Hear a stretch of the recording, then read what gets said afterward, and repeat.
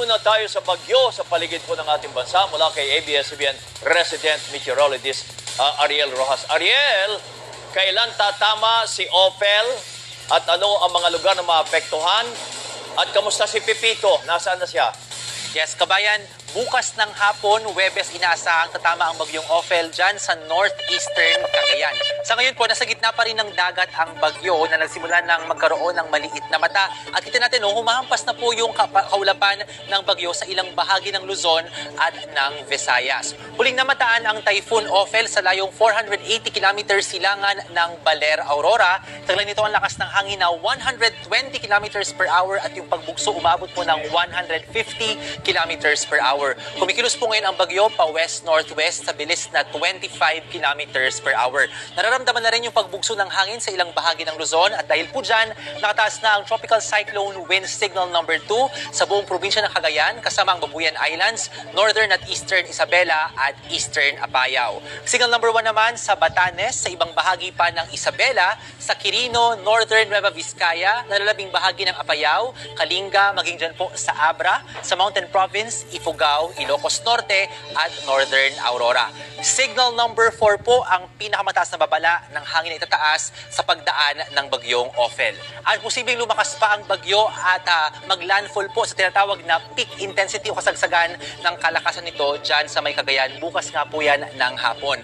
Pagkatama sa Cagayan, tatawidin nito ang Babuyan Islands at liliko sa may paglagpas ng extreme northern Luzon patungo po sa southern Ryukyu Islands ng Japan. At makakaranas din po ng napakaalong karagatan at posibleng thunderstorm dito sa mga baybayin ng Cagayan Valley at ng Ilocos Norte sa pagdaan ng bagyo. Sa rainfall forecast naman ng The Weather Company para bukas, Huwebes, sa Northern Luzon lamang po mararamdaman talaga ang malalakas na ulang dala ng bagyo dahil compact o maliit po yung ulap na nagadala ng pag-ulan ng bagyong Ophel. Simula umaga ay meron ng mga pag-ulan sa may Cagayan at sa Isabela. Pero pagsapit ng tanghali, meron ng matindi hanggang sa walang humpay na mga pag-ulan. Ito pong sobrang pula dito sa bahagi ng Cagayan, Isabela at aabot rin yan sa may Northern Aurora at sa silangang bahagi ng Cordillera. Sasabay po sa pagkilos ng bagyo yung pag-akyat ng makapal na mga ulap at malalakas na ulan sa Cagayan, dito po sa may Apayao at sa Kalinga. At pagsapit po ng gabi ay dito naman sa may Ilocos Norte, Northern Apayao, Northern Abra at Northwestern Cagayan yung matinding pag-ulan. Pag pinagsama-sama po yung banta ng mapaminsalang hangin, itong grabing pag-ulan at yung banta rin ng storm surge ay talagang delikado po ang magiging sitwasyon sa malaking bahagi ng Northern Luzon bukas araw po ng Huwebes. Pero sa ibang bahagi ng Pilipinas, magiging maalinsangan po at maaraw, although meron pang asang thunderstorm sa hapon. Bandang tanghali po, meron ng mga kaunting pag-ulan dito sa may Eastern Visayas at sa hapon naman ay mas malalakas po yung asang ulan dito po sa may Negros, maging dyan sa may Palawan, Zamboanga Peninsula at sa Lanao Provinces. At sa gabi, meron pang kaunting dadaang mga pag-ulan sa ilang bahagi ng Visayas at Mindanao. Tayo po sa Metro Manila nakikita pong mababa ang tsansa ng ulan, kaya medyo maaraw po. Pero posible yung biglang pagbuo ng thunderstorm sa hapon. Samantala, patuloy naman ang pagkilos pa palapit sa par ng Tropical Storm Manyi na huling namataan 1,900 kilometers. Silangan po yan ng Eastern Visayas. Posible itong pumasok sa PAR sa Huwebes din po bukas bilang malakas na bagyo o typhoon at tatawagin nga sa local name na Pipito.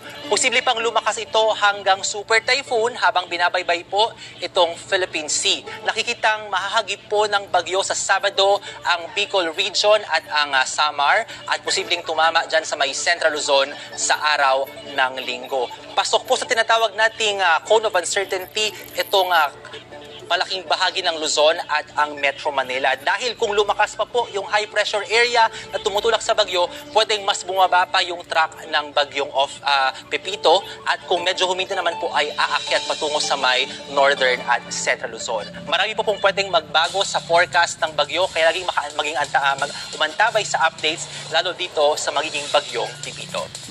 Yan po ang update sa lagay ng panahon. Ako po si Ariel Rojas. Ingat, pamilya.